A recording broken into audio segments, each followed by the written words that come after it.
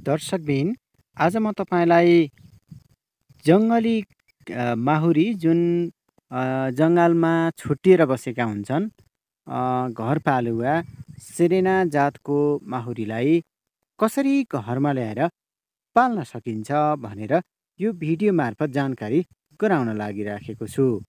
दृश्यमा तपाईँले देखिराख्नु भएको छ, एउटा ठुलो रुख रहेको छ। निकै घनाघोर जङ्गल रहेको छ। यो जङ्गलमा चाहिँ एकजना व्यक्तिले जुन अ, एउटा रुखलाई काटेर यसरी दृश्यमा तपाईँले देखिसक्नु भएको छ, यसरी फल बनाइसक्नु भएको छ। यहाँ हेर्दाखेरि एकदमै घुम्दै जाँदाखेरि उहाँले भनेअनुसार यहाँ माहुरी घुमेको देखियो र यसो हेर्दाखेरि माहुरी बस्ने ठाउँ रहेछ अरे। त्यस पछाडि यहाँ आएर उहाँले यसरी रुखलाई बन्चारोले काट्नुभयो। काट्दाखेरि भित्र यस्तो रहेछ र दृश्यमा तपाईँले देखिसक्नु भएको छ, यहाँभित्र चाहिँ माहुरी बस्दा रहेछन्, जुन सेरेना जातको रैथाने माहुरी हुन्।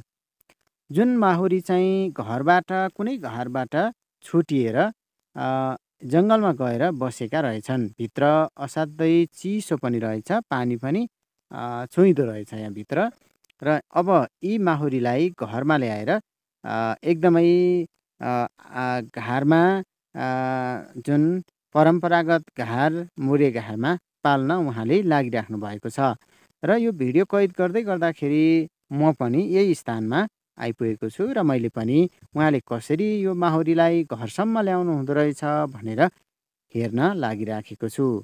हेर्नुहोस् त, उहाँले यसरी यो रुखमा काटिसक्नु भएको छ। अब बिस्तारै उहाँले चाहिँ घरबाट एउटा डालो लानु भएको रहेछ। त्यो डालोलाई माथिपट्टि यसरी झुन्याउनु भएको छ। माउरीहरू घुम्दैछन्। बिस्तारै ती माउरीहरूलाई यसरी डालोमा माथि राखेर ती माउरीलाई तलबाट यसरी उहाँले डालामा लाने कोसिस गर्दै हुनुहुन्छ। दर्शकबिन, यो खास गरी उहाँले चाहिँ त्यो रुखबाट जति माहुरीहरू लान खोज्नु भएको थियो, ती माउरीहरू अम्केर उनीहरू भागेका छन् र भागेर केही तल पुगिसकेपछि फेरि यसरी माउरीहरूलाई उहाँले फेरि भेटाएर डालामा यसरी हाल्दै हुनुहुन्छ।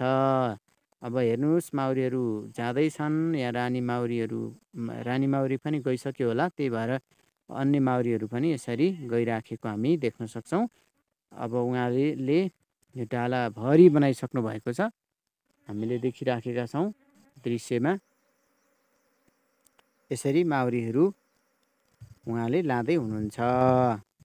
ल हेर्नुहोस्।